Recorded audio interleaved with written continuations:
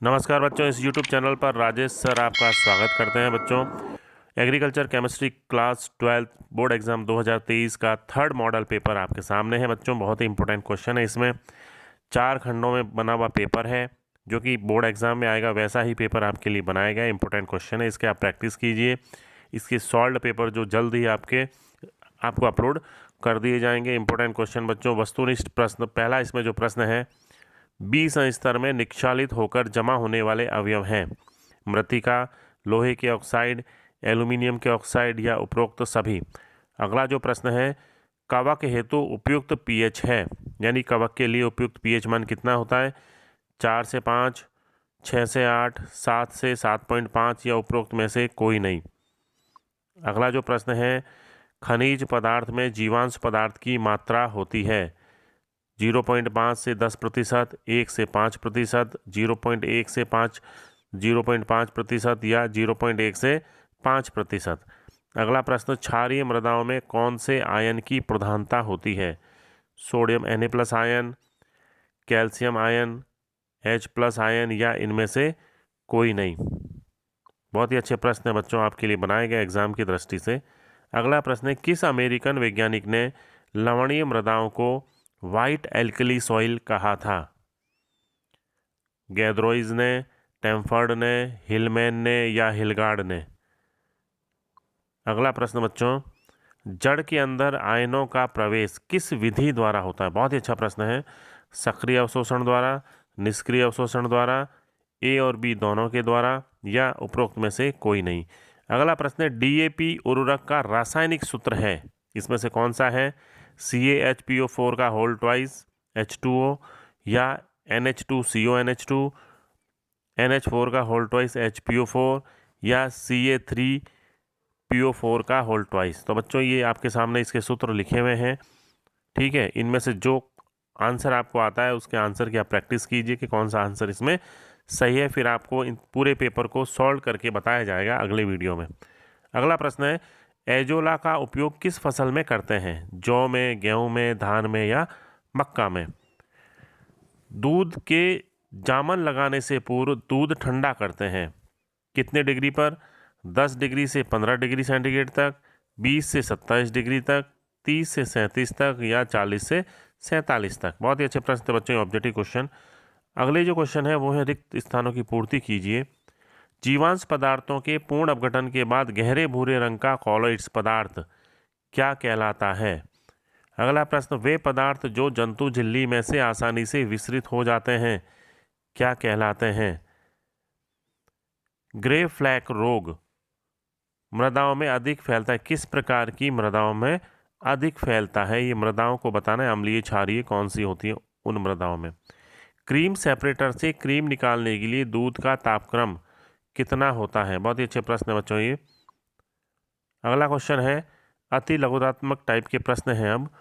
Cyst की उत्पत्ति किससे होती है?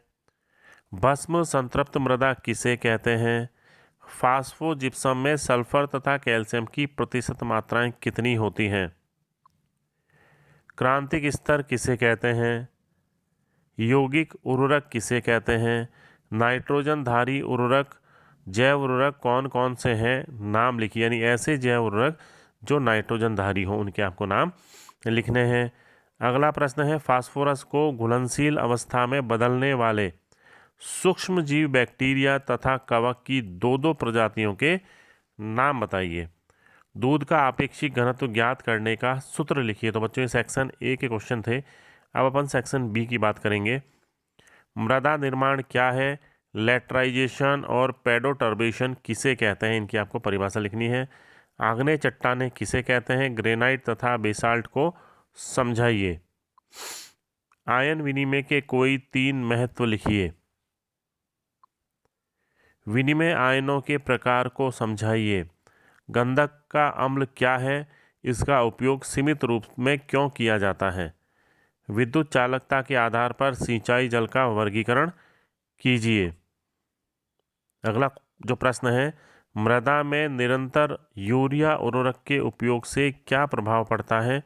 इस प्रकार की मृदाओं को सुधारने हेतु मृदा सुधारक का नाम लिखकर रासायनिक समीकरण लिखिए। बहुत ही अच्छा प्रश्न है बच्चों, एग्जाम में पूछा जाता है कई बार। अगला जो प्रश्न है, पोषक तत्वों के पादप द्वारा अधिग्रहण की क्रियाविधि समझाइए तथा प्रक्रिया का आरेखित चित्र बनाइए। ये बोर्ड एग्जाम 2022 में भी पूछा गया प्रश्न है बच्चों, बहुत ही अच्छा प्रश्न है ये। अगला प्रश्न है, पादपों में मैग्नीशियम की आवश्यकता को समझाइए। सिंगल सुपर फॉस्फेट की मृदाओं को अभिक्रिया को समझाइए, यानी सिंगल सुपर फॉस्फेट की मृदाओं में क्या अभिक्रिया होती है उसको आपको समझाना है। अगला प्रश्न है, सल्फेट ऑफ पोटास का संगठन, कोई दो गुण तथा मृदा में अभिक्रिया लिखिए। अगला प्रश्न है, फॉस्फेटिक उर्वरकों का वर्गीकरण करते हुए समझाइए। अब अपन बात करेंगे बच्चों सेक्शन सी की कि इसमें कौन कौन से इंपॉर्टेंट क्वेश्चन आते हैं। ह्यूमस का प्रतिशत संगठन लिखिए। खनिजन और विनाइट्रीकरण को समझाइए, आपको इस प्रक्रिया को समझाना है। इसमें अथवा में बच्चों प्रश्न बोर्ड एग्जाम में नहीं आते हैं, ठीक है, कंटिन्यू आते हैं, लेकिन आपको अथवा में दे रखे हैं, इसका मतलब आपको और भी क्वेश्चन की प्रैक्टिस हो जाएगी। जीवांश पदार्थों के विच्छेदन को परिभाषित करते हुए स्टार्च, हेमीसेलुलोज तथा सेलुलोज के विच्छेदन को समझाइए। अगला प्रश्न इंपॉर्टेंट, केओलिनाइट, मोंटमोरिलोनाइट तथा इलाइट में 3-3 अंतर लिखिए। आपको इन तीनों में 3-3 अंतर लिखने हैं तथा मोंटमोरिलोनाइट समूह की पंक्ति संरचना का चित्र बनाइए। आपको केवल इसका चित्र बनाना है। अगला जो प्रश्न है इंपॉर्टेंट, कॉलॉइड्स तथा मृदा कॉलॉइड्स के 3-3 गुणों को समझाइए। 3-3 गुण आपको इनके लिखने हैं, कॉलॉइड के 3 गुण लिखने हैं और मृदा कॉलॉइड के 3 गुण लिखने हैं। अगला प्रश्न, उभय प्रतिरोधक किसे कहते हैं? मृदाओं में उभय प्रतिरोधन को समझाइए, यानी वो प्रक्रिया है उसको आपको समझाना है। अगला प्रश्न है जो कि 2022 में पूछा गया है बच्चों, मृदा पीएच का पोषक तत्वों की प्राप्यता पर क्या प्रभाव पड़ता है और मृदा के भौतिक गुणों पर क्या प्रभाव पड़ता है, ये आपको समझाना है। अब सेक्शन डी के इंपॉर्टेंट क्वेश्चन, हरी खाद किसे कहते हैं? हरी खाद देने की विधियां लिखिए। मुख्य फसलें तथा कोई 2 आवश्यक गुण इनके बताइए। इसके अथवा में जो प्रश्न आएगा, खली की खाद क्या है, इसके विभिन्न प्रकार तथा प्रयोग की विधि को समझाइए। खली की खाद के बारे में आपको बताना है। अगला जो क्वेश्चन है इंपॉर्टेंट बच्चों, क्रीम निकालने की अपकेंद्रीय विधि को समझाइए।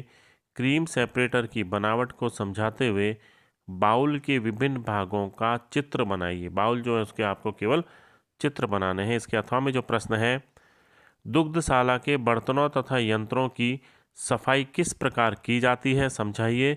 इसके लिए कौन कौन से क्षारीय धावक पदार्थ प्रयोग में लाए जाते हैं, यानी धोने के लिए जो क्षारीय पदार्थ हैं वो कौन कौन से काम में लाए जाते हैं, उसके बारे में आपको लिखना है बच्चों। तो इंपॉर्टेंट क्वेश्चंस थे आपके लिए बोर्ड एग्ज़ाम की दृष्टि से, जो बोर्ड एग्ज़ाम में पूछे जा सकते हैं। आप इनकी तैयारी कीजिए और नेक्स्ट जो पेपर है वो अगले वीडियो में आपको अपलोड कर दिया जाएगा। तो इसके लिए देखते रहिए मेरे चैनल को बच्चों, सब्सक्राइब जरूर कीजिए।